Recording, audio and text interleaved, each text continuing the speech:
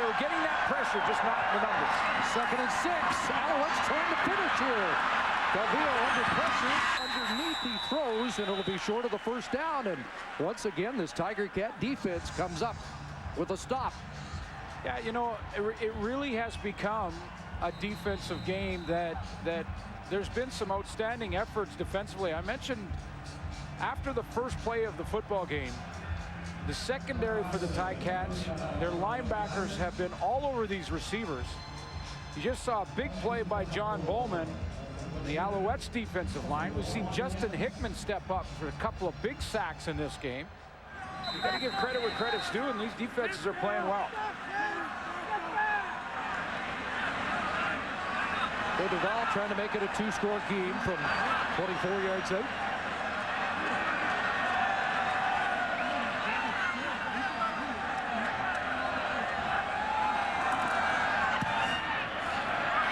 And he has his 5th field goal of the night and a 10-point lead.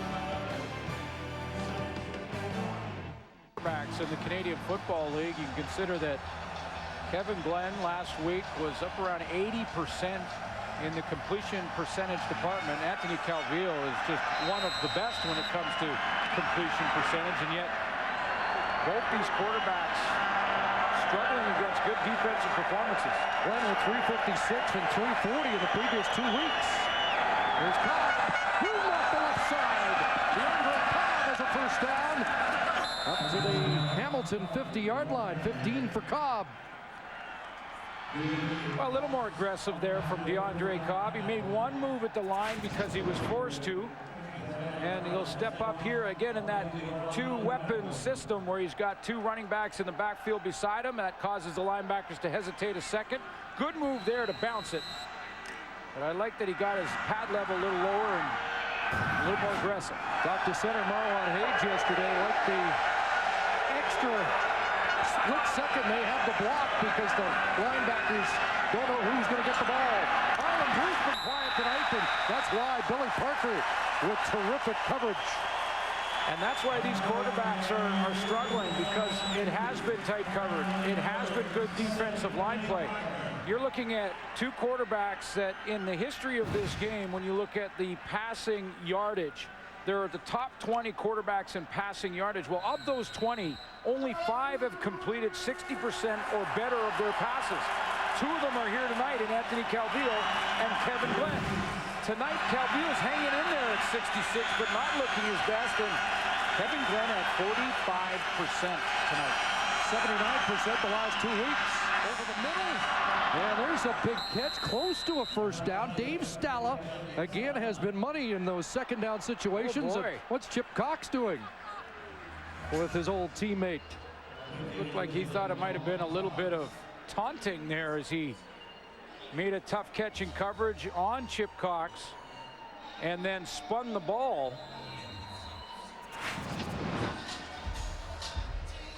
Coming from the left of your screen right across the middle. And the coverage was tight. Big catch by Stala. That'll improve the percentage.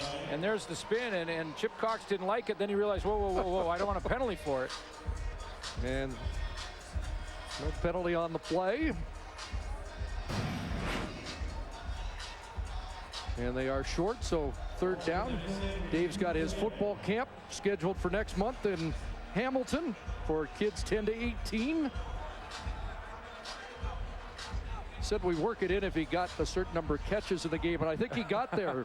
More at DaveStala88.com. Well, if Kevin Glenn's going to improve that completion percentage, he's going to need catches like that, because these teams defensively have been throwing a blanket on the receivers. Back-to-back 9-catch games for Stala. Trafalis in, and Trafalis has the first down plunge. Big drive for the Ticats, with Montreal enjoying its biggest lead of the night, 10 points, ticking down to 5.5 to go. And there's their completion percentage tonight, and consider that half of what Kevin Glenn had, or just over half a week ago. And Calvillo below 60.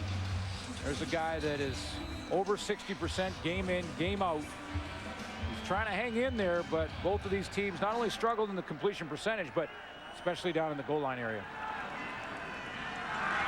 Double tight end set.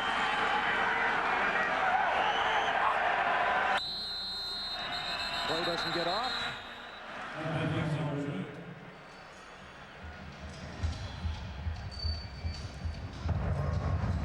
Procedure. Hamilton number 66. 5-yard penalty. Remains first down. The Gatineau area product, Alex Gauthier. The 8-year vet at left tackle.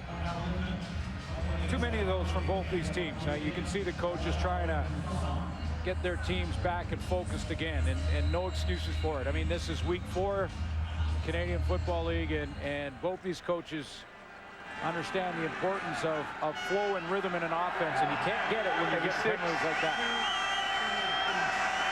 First and 15. 6 receivers out.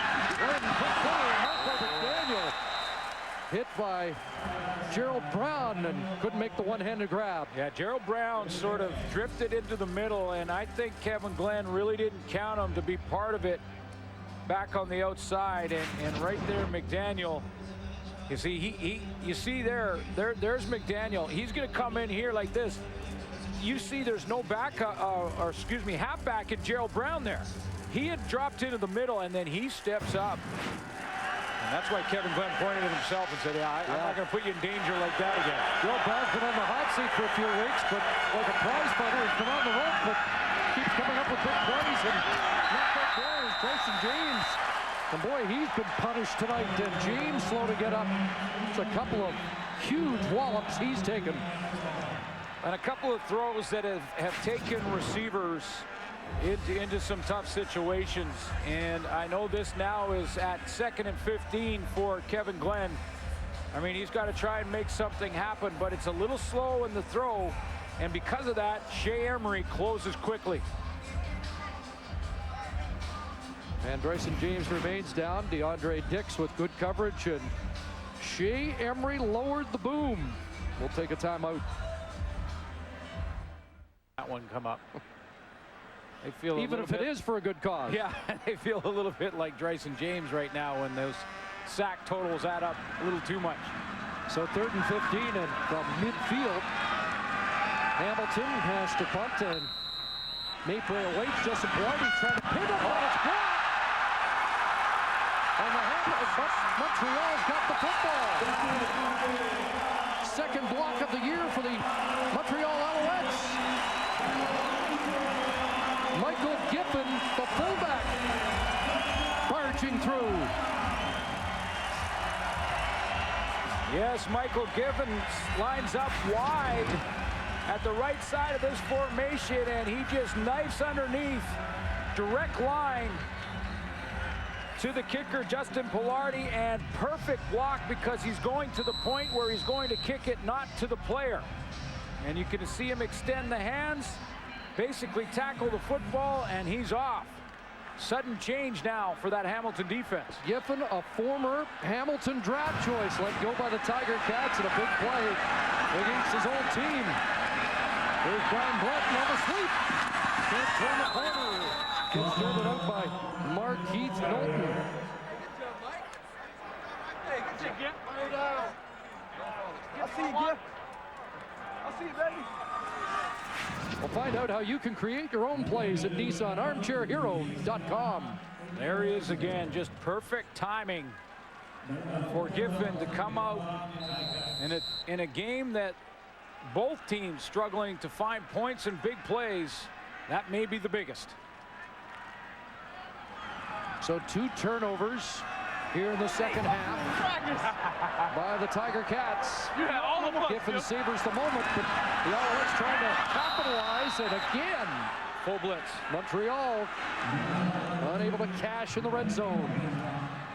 This time they're going to bring the safety, Sandy Beveridge, and they're going to bring him up to the line of scrimmage as well. He lines up outside, and he is unblocked. So basically, not only does Anthony Calvillo have to get rid of it quickly, but Beveridge also right in his throwing lane. And you can see on the line of scrimmage, 1, 2, 3, 4, 5, 6, 7, and you can almost count the 8th up there.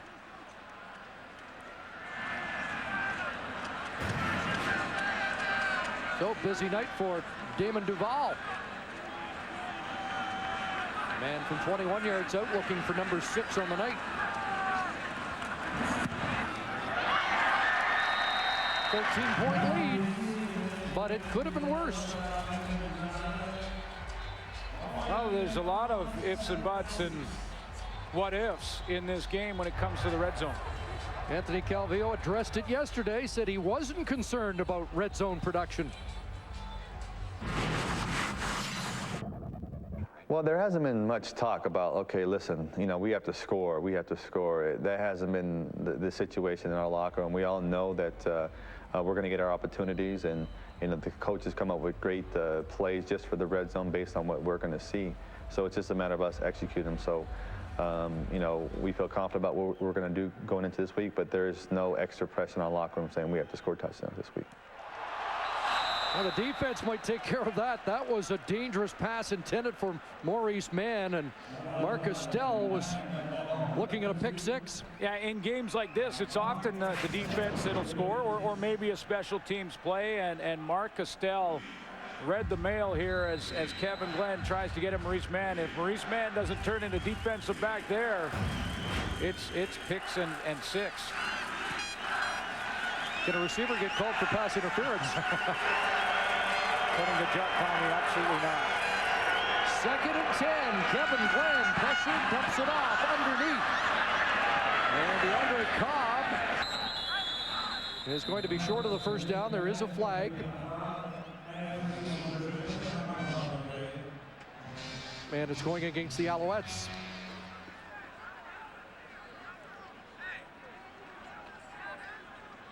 Well, the hesitation from Cobb. Legal contact on a receiver. Montreal number 41. It's a 10-yard penalty, and it becomes first down. That's Shea Emery. He was flagged for that once last week in BC.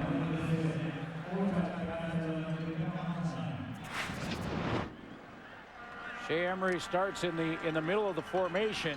He's going to try and eliminate the crossers as you see layers. Here comes one underneath layer, and there's the penalty for illegal contact on Dave Stalla. Well, first down at the 45. Inside, and Arlen Bruce has a catch, and that's his first of the night, which might be evidence, exhibit A, of why this offense is not clicking. Yeah, and how is this football team going to get Arlen Bruce going? They tried to force it to him in game 1 in week 1. Didn't have success there. He had a very good training camp, is in great shape and healthy, and they just can't break him free. That's 6, 2nd and 4. They go empty. 6 receivers and a pump and wide open. The catch is made, first down Cobb. And it'll be pushed out at the Alouette 49-yard line.